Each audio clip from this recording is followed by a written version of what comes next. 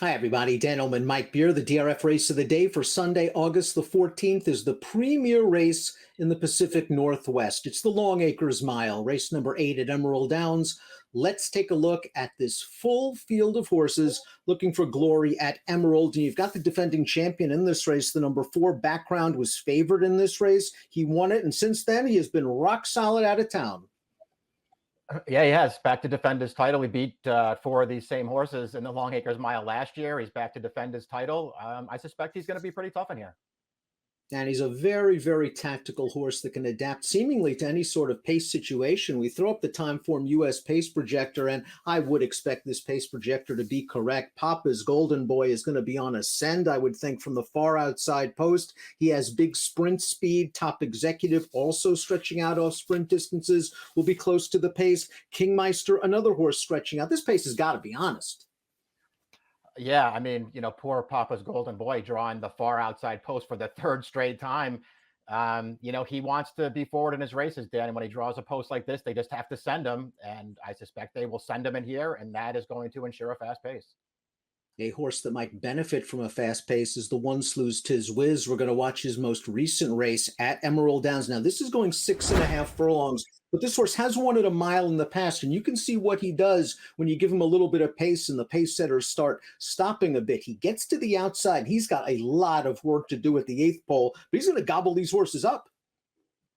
Yeah, he got a perfect trip in this race. That's Papa's Golden Boy on the lead right now. You can see that he's just completely exhausted here in the final, 16th of a mile or so. He can't put up a fight. And Slew's Tiz Whiz just really took advantage of a wicked fast pace and a perfect trip into it. This horse is in really good form right now, dude. I'm not going to knock him. And he might have another good setup here, but I don't think I could take him back off of that win last time because he just had everything go his way. He is going to have to improve from a speed figure standpoint, but he's a lightly raced 4-year-old. It's not out of the question. As Mike mentioned, he is in career form right now. Top Executive is a horse that's going to be stretching out again. He is one going a mile and a 16th in the past. For him, it's all about whether he can relax off of a fast pace and still finish. He was second last time out sprinting. I thought that was a decent performance, but he was beaten on the square by Papa's Golden Boy. I think he might be more effective at the mile than Papa's Golden Boy, at least. That's a good point. I think stretching out could work to this horse's advantage. He ran fine last time. He did a lot of chasing there of Papa's Golden Boy and just could never really get to that horse on the lead and had to settle for second in that race. I thought he ran fine. I didn't think it was the kind of performance that necessarily made me want to bet him back against this field, which is just a much tougher race. But stretching out could help him. The great Southern California-based trainer Neil Drysdale sends up the 3 Majestic Eagle, a horse that's banked almost $500,000 in his career. Now, he has not raced on the dirt since 2019, the Grade 2 Triple Bend Stakes. He's been a turf horse for most of his career. He classes up very well with these horses, and if he can step on dirt, Mike, he's going to get the right setup. Yeah, I mean, all those things are true. He's not my kind of horse necessarily, but I get that there's a case to be made for him if he can just run close to his best race on the main track, because it feels like he's going to fall into a real trip in here, and he has tons of class. I don't really want to bet him, especially at 4-1, but I can understand anybody who wanted to do that. For those that are concerned about Background, the number 4's recent running style, he's close to the pace, maybe that could hurt him if they utilize those same tactics in a race with their speeds. Go no further than last year's Longracres Mile when he settled very nicely off the pace and came with a strong run. He's been facing tough horses at Churchill Downs. The horse that beat him last time out, Folsom, is very strong. This time, I think they rate and finish like last year.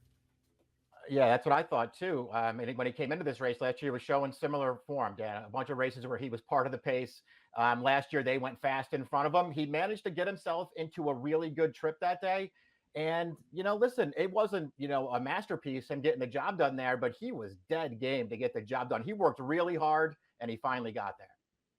The number 5, Kingmeister's been with some strong barns, been with Shug McGahee, been with Steve Asmussen, claimed for $50,000, 2 starts back out of a disappointing effort going a 1-turn mile at Churchill Downs.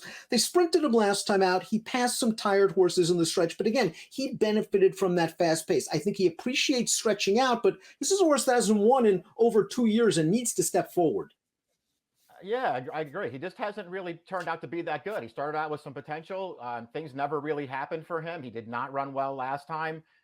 2 starts back at Churchill, they dropped him in he was in for the 50 going the mile. He was absolutely nowhere after showing speed. I don't know. He's a big price in there, but I couldn't bet him. Huge Bigley is another horse that might play a part in the pace. It's interesting that he really improved when they stretched him out on the main track. 1.25 miles, 1.316 races at Churchill Downs. They were some really good efforts. They turned him back against some tough company at Oaklawn. It didn't work out for him, but I like that he's here with Blaine Wright, a very high percentage trainer. And this is a horse that I think really needed the break. I think he can come back firing off the layoff. Yeah, I agree with that. And he's got the fast races that suggest that he could be really tough in here. He is a horse who does want to be forward, so I suppose a fast pace could really work against him here. But I have to take his chances pretty seriously. He's got a couple of really fast races on his card. Unmatchable finished a late rallying fifth in last year's Longracres Mile, and he's taken a rather unconventional route to this year's mile. He ran at Arizona Downs last time out over a muddy track going 3/4 mile, and he took that field gate to wire. Well, he's going to sit off the pace as he did in last year's Longracres Mile, and he has a few races that make him mildly interesting at a price. Yeah, I agree with that. He was competitive with a lot of these horses when they brought him up here last year. They wound up running him in the Longracres Mile. He didn't run terribly in there, beating just over 3 lengths. He had a good setup that day, and he was just kind of picking up pieces at the end, but he still ran fine. I think he could be interesting at a price if you want to get him in there, maybe underneath. The 8 Hard to Deny is going to be part of this pace, stretching out off a 6 furlong sprint where he was up close to 22-2, 44-2 fractions. They tried him in the mile last year. He was a big price. He couldn't get close to the lead and faded. He's got to show more. Yeah, and he came into this race in really good form last year. He just didn't run that well. We'll see if he can, take the step up in class this time. He's got his work cut out for him. The 9 Torpedo Away is coming off of a victory. He was entered for $40,000 at Emerald last time out. Let's watch that race. 6.5 furlong event, and Torpedo Away is going to come from out of it with a really nice performance. Torpedo Away down towards the inside. The trip worked out for him. Yeah, I mean, everything works out for him here. This is a race where they, took a little step back in class with him. He gets a perfect run through on the rail, and he gets the job done 2 starts back. They ran him against several of these horses in the Budweiser, and he was nowhere. Now, he has sprinted for most of his career, and maybe he is at his best as a late-running sprinter. We'll see if he has that same sort of pop stretching out to a mile. 5-Star General is up next, and this is just a really honest horse. He ran well last year in the mile to finish second. He's running stakes competition all across the country, and I just have a feeling they've been prepping for this race all along. 3 sprint races off the layoff. Now they stretch him out for the mile. Yeah, that's exactly how I looked at him. He's run, fine in those sprint races. It doesn't feel like that's really his best game, though. So I like them stretching back out for this. He ran well in this race 2 years ago. He ran really well in this race last year, where, ultimately his rider did the right thing there and just sort of followed background around the track in there. But man, did this horse get hung up super wide around the first turn. And they just had to take back and give away some position in there. And it wound up really costing him. He ran well in this race last year. Yeah, he's hit the board in this race the last 2 years, and I just think stretching out is going to help him, especially in a race with some pace. Spittin Image is up next. He finished third in the Slews Tiz Whiz race last time out. And I think maybe you give him a little bit extra credit simply because he was close to the pace in a race that was eventually dominated by closures. He held on okay to finish third, and while he has won at a mile, he hasn't done it against this kind of horse. That was my big question with him. I don't mind his most recent start, especially. Although I will say in that Governor's, yeah, he was close to the pace, but Papa's Golden Boy was cutting it. And we watched that video before. Papa's Golden Boy had basically nothing left at the end of this race, and Spittin Image still couldn't get by him for a second. So I didn't care for that, but maybe stretching out works to this horse's advantage. And Papa's Golden Boy completes the field, just took the worst of it from a post position standpoint. He's going to run and gun out of there, try to clear to the lead. It's going to be tough with other speeds to his inside. He is a very fast horse. Last time out, he took some heat on the lead. He tired in the Governors. I wish there was less speed in this race because I would like him off that fast-paced race last time out. It just seems like he's going to get cooked at a distance that might be a smidge far.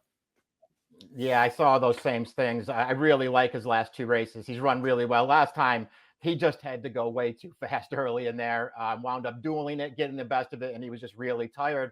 And he draws the far outside for the 3rd time in a row, Dan. They got to gun him to get there.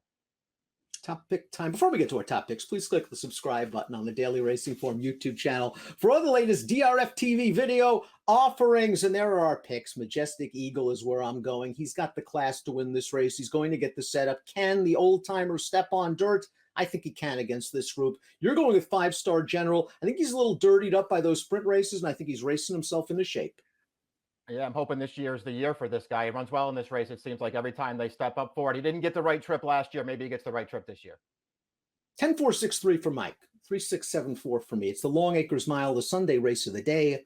Good luck.